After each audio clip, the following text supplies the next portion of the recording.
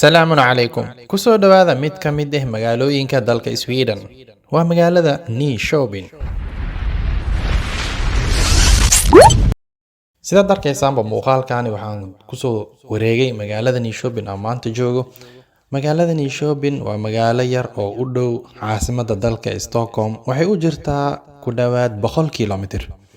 sidaad arkaysaanba magaalada waa magaalo wada cagaaran dhismeeda fiican dhisme aad qurux badan leh meelo badan oo si fiican uga garanaya ma jirto laakiin madxafki iyo meelo badan waa ka arkay meelooyin yar oo la booqdan way jiraan laakiin ma ahayn booqashadeeda inaan soo bandhigo magaalada waxa ku caan tahay iyo sidoo kale waxa muhiimka iyadu ah magaalada ma ahan kaliya magaalada jabigeeda iyo qaabkeeda iyo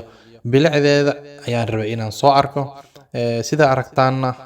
dhan walba waxaad ka arkaysaa doog cagaaran dhismayaasha hortooda waxaa jeclaan lahaa mana arag meel wasakhaysan qashin iyo wasakh iyo waxyaalo kuma arkaysid waxaan rajeynayaa waddankeena Soomaaliya inuu asan sidaas oo kale noqdo aan laga aragba qashin iyo bac iyo sidaan hore u soo sheegay iyo muuqaalo hore aan ku soo sheegay qashin iyo bac iyo musbaar iyo waxyaalo kala duwan aad jid ku dhex arkayso xaafadaha ku wareegayso xaafadda dhexdeeda markaad ku wareegayso ama laamiga baabuurada baska ee maraan kullu isku wada mid halka waddankeena aad arkayso meelo yar laga yaabaa in la nadiifiyay oo wasakh yar ay lahayn halka inta badan aad ku arkayso wasakh marka muuqaalkan ila daawado ka bogta bilicda magaalada Nyköping من روح التاريخ أتينا بمعين صاف بيدينا نبني أمجادا فسعينا وبرؤية موطننا الواعد من روح التاريخ أتينا بمعين صاف بيدينا نبني أمجادا فسعينا وبرؤية موطننا الواعد جيل يسعى للعلياء ويضيء سماء العظماء من أرض العز الشماء muuqaalka qaybtiisa hore waxaan ku soo sheegnay magaalada inaan ku arag wax wasakh iyo qashin laakiin meeshan laamiga la socono waxa u jeedaan bus iyo caro iyo inaad arkaysa laamigu jaban yahay taas waxa keenaysa dhismo ayaa ka socda laamiga oo la sii dayactiraya oo la qurxinaya waa la weyneynaya laamiga marka kadib sidiisa hore ku soo laabanaya quruxda meeshan derbigan idinka horeena waa meesha laga codsado qabriga markii aad qabri wadanka aad rabtay qof dhinto aad aasayso وبرؤية موطننا الواعد بمراس أحفظ أوقاتي وأسابق نحو الخيرات علم تقدير للذات وبرؤية موطننا الواعد من روح التاريخ أتينا بمعين صاف بيدينا نبني أمجادا فسعينا وبرؤية موطننا الواعد قيم بمراس الإبداع ترسو في شط الإقناع تسقيها مزن الإمتاع وبرؤية موطننا الواعد أخلاق عززها النادي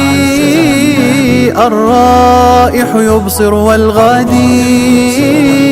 والكل يردد وينادي فبرؤيتنا وطن واعد ترفيه فن ومهارة ونجاح يأتي بجدارة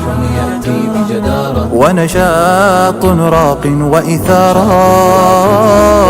وبرؤية موطننا الواعي waddankeena Soomaaliya waxay ugu dambeysay 15 sano ka hor 15 sano kadib waxa filayaa kale wax badan in isbedeleen bilicdiisi waxyaalo badan oo qurux badan oo aan ku arki doono dabaqyo badan oo la dhisay oo gadaashii la dhisay way jiraan waa arkay muuqaal badan ka daawaday laakiin markaan booqan doono insha Allah waxaan rajeynayaa laamiyadii in la dayactiro la qurxiyay carada iyo busta laga qaaday dhulalka xaafadahana in laga dhiso dhagaxyo oo sida meelaha qaar laga dhisay baan ka arkay muuqaal aan ka daawaday من روح التاريخ أتينا بمعين صاف بيدينا نبني أمجادا فسعينا وبرؤية موطننا الواعد من روح التاريخ أتينا بمعين صاف بيدينا نبني أمجادا فسعينا وبرؤية موطننا الواعد waddankan sida uu qurux badan yahay ujeedaan inuu kasii qurux badnaada rajaynayaa waddankeena hooyo Soomaaliya. من روح التاريخ أتينا بمعين صاف بيدينا نبني أمجادا فسعينا وبرؤية موطننا الواعد من روح التاريخ أتينا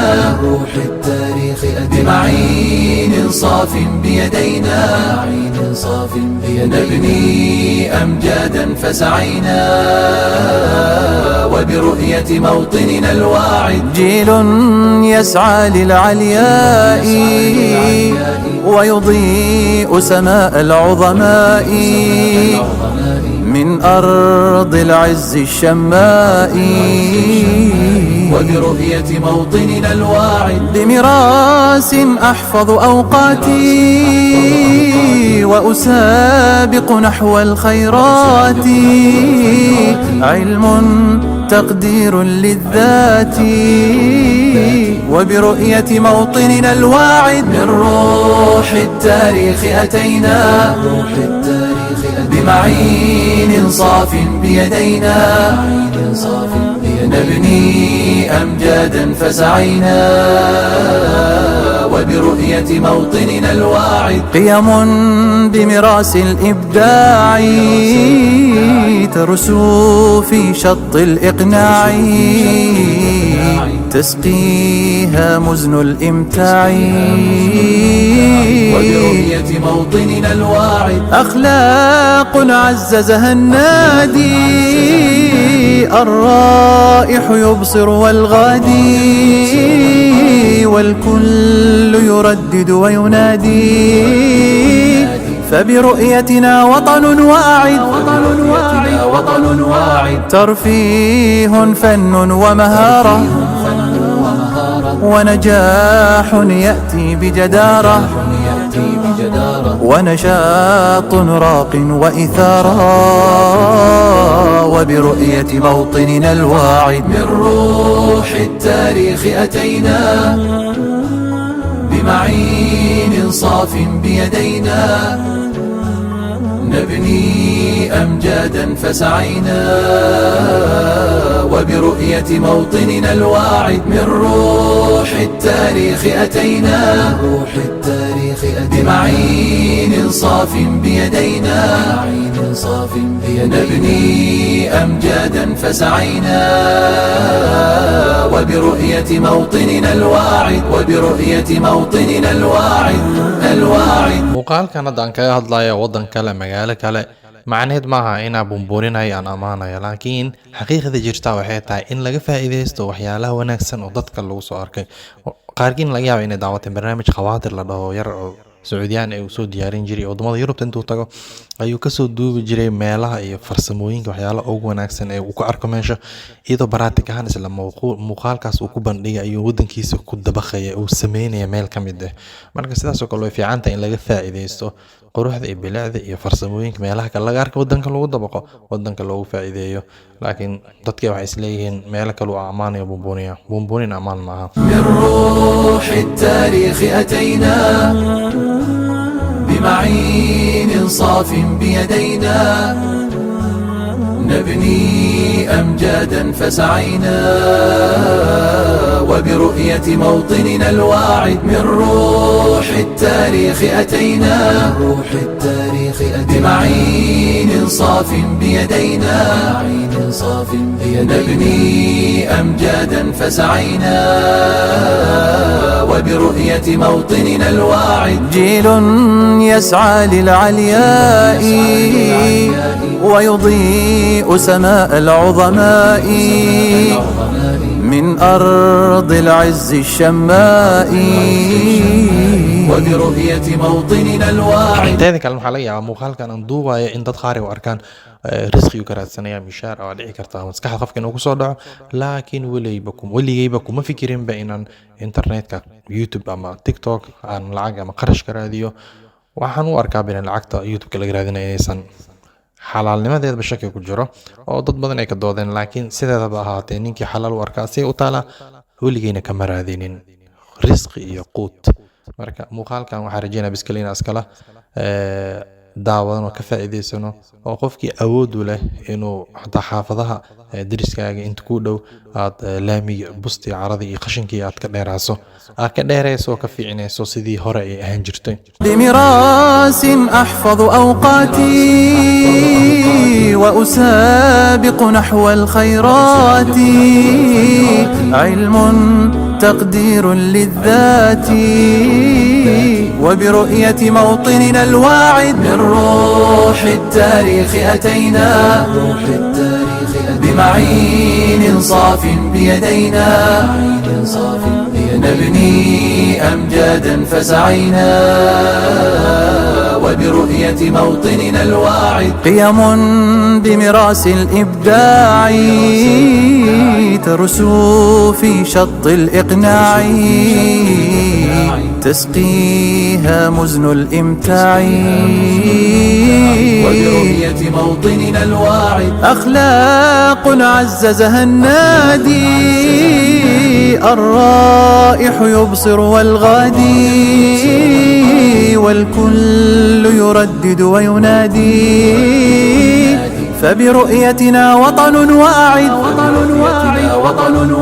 ترفيه فن ومهارة، ونجاح يأتي بجدارة، ونشاط راق وإثارة